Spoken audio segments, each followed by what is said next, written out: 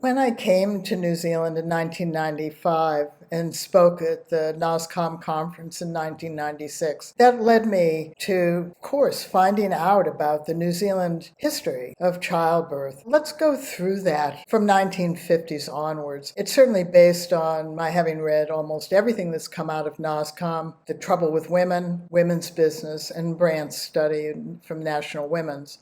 The childbirth conversation in the 1950s to the 1980s was very country specific, and I'll talk in another chapter about my experience in the US. In New Zealand, women certainly had some choices. Midwives were integrated into the maternity system. People could have home births. Hospital births, fathers were not yet present. In the 1950s, parent centers started. It was driven by families who wanted access to the pediatric wards and also to teach the first childbirth education classes, which was Grantley Dick Reed. You know, wrote the book Childbirth Without Fear. Back then, low-risk women were given a script by their doctors to attend those classes. The goals of Grantley Dick Reed were three: the natural birth, pain-free labor, with no medical care. Curiously, in 1961, H.A. Bryant did a study in National Women's. That study was absolutely groundbreaking, and it gave an inclination into how a future strong partnership could be developed. His study was a good example of the workingness of the foundation of the concept of having a skilled birthing population that works within delivery of systems in maternity care. In New Zealand in the 1970s, psychoprophylactic childbirth replaced the Grantley Dick Reed, and that was Lamaze.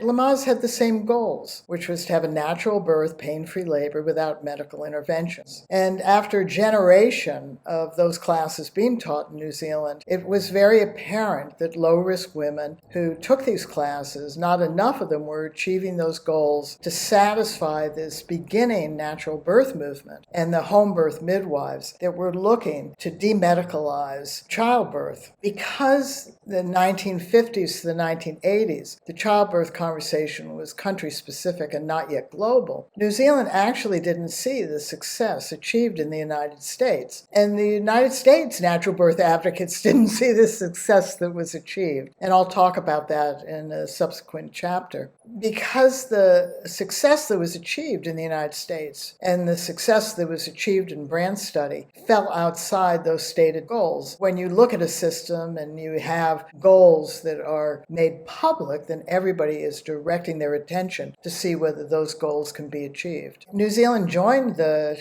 global conversation in the late 70s and the early 1980s, but a generation had passed. Because not enough low-risk women using those skills had achieved those three goals of a natural birth, pain-free labor without medical care, the new generation of natural birth advocates and home birth midwives, they started to have a different conversation. One was, what's the role of midwives? And from that conversation led to the New Zealand midwifery model of today. It also wanted to give women more choices. And there developed a very, very distinct philosophy around childbirth, which is articulated by NOSCOM, which is that pregnancy and childbirth are normal life events that rarely require medical care. In 1990, New Zealand put in place a system of midwifery care that included everything that the natural birth advocates globally and the home birth midwives globally wanted, plus so much more. And at that point, when it was put in place, the goal was to reduce the 12.9% cesarean rate down to the World Health Organization rate in 1990, which they considered acceptable, which was 9%. The goal was to empower women to have more home births, have more natural birth. And the New Zealand midwives, in doing so much more than the natural birth advocates and the home birth midwives wanted, they decided that they would serve all New Zealand women and not just low-risk women. So this is a short history of New Zealand childbirth history from the 1950s onward.